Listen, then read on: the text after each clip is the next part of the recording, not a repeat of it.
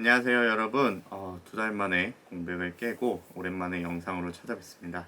오늘 영상은요, 호텔에서 일어나는 컴플레인에 대해서 어떻게 응대해야 되는지에 대해서 조금 말씀드려보려고 합니다. 먼저 컴플레인이 일어나는 이유에 대해서 말씀드리면, 컴플레인은 사실 다양한 변수에 의해서 일어나게 됩니다. 체크인하라고 객실에 갔는데 객실 정비가 되게 미흡하다든지, 아니면 수영장에 놀러 갔는데 수영장에 물기가 제대로 닦여 있지 않아 가지고 입구에서 넘어진다든지, 아니면 편하게 쉬고 있는데 옆방에서 엄청 시끄럽게 논다든지, 아니면 화장실에 갔는데 환기구를 타고 담배 냄새가 난다든지.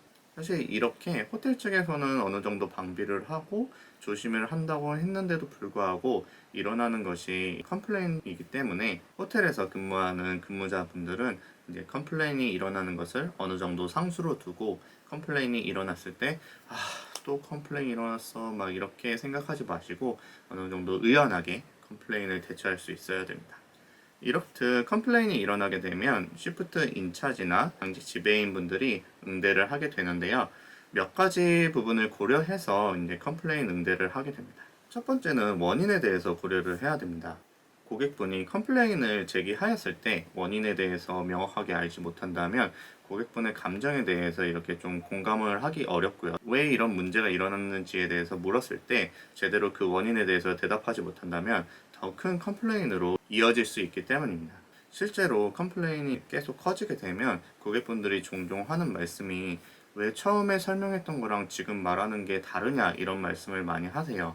그래서 호텔에서 나를 기만하는 거냐, 이런 식으로 좀 더 감정적으로 컴플레인을 제기하는 경우가 있기 때문에, 처음 컴플레인을 받았을 때 그 이유에 대해서 어느 정도는 명확하게 파악을 하고 고객분에게 응대를 할 수 있어야 됩니다. 두 번째 고려해야 될 부분은 보상 선정입니다. 컴플레인이 일어났을 때 당직 지배인 혹은 시프트 인차지가 구두로 고객님께, 고객님 죄송합니다, 저희가 이런 부분을 잘못해서 문제가 일어났습니다 해서 케이스가 종결되는 경우도 있지만, 그것보다 좀 더 큰 컴플레인인 경우 합당한 보상이 나가야지만 고객님이 어느 정도 수긍을 하고 그런 문제가 마무리되는 경우가 많습니다.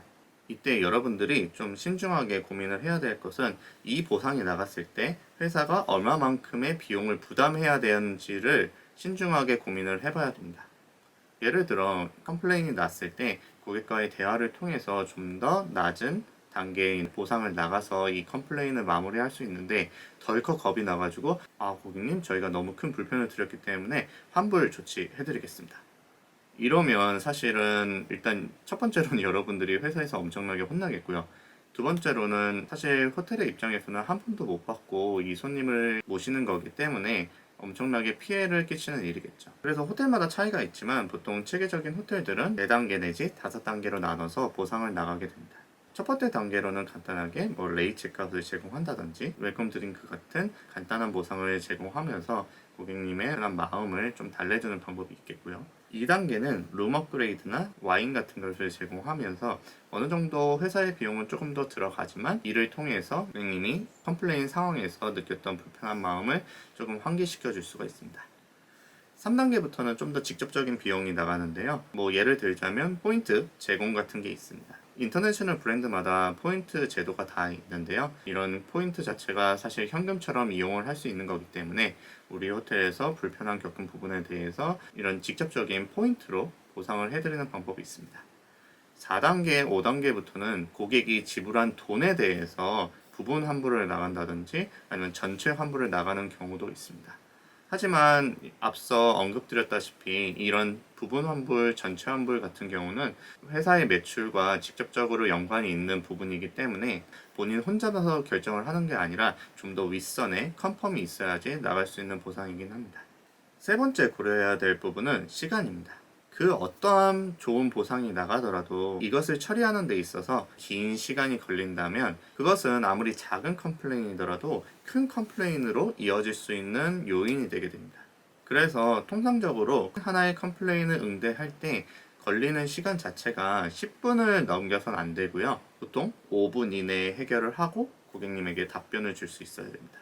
그래서 사실 호텔의 당직 지배인 분들이 경력이 어느 정도 많은 분들이 도맡아서 하는 이유가, 그런 상황에 대해서 판단을 빠르게 해야 되고 주저하지 않고 고객분한테 컨택을 해서 보상이나 사과의 말씀을 드리는 것이 효율적인 것을 다들 알고 있기 때문에 어느 정도 경력이 뒷받침돼 있는 분들이 당직 지배인 롤을 많이 하게 됩니다.